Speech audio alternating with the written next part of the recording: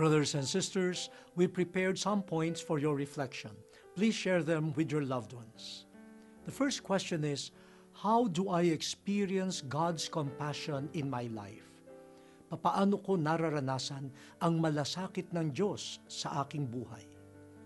The second question is, how can I become a channel of God's communion with those who suffer?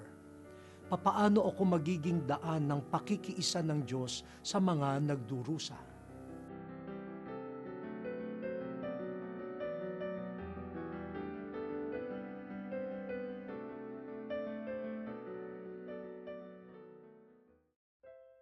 Heavenly Father, we praise you for your goodness.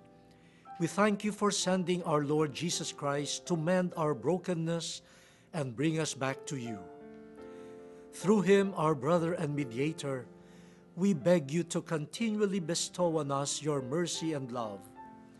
Strengthen us sinners through the outpouring of the Holy Spirit, that we may walk in your truth and be more like Jesus, the Son in whom you are well pleased.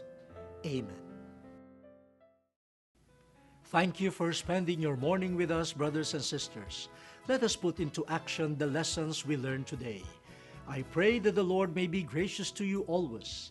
Let us walk humbly with God.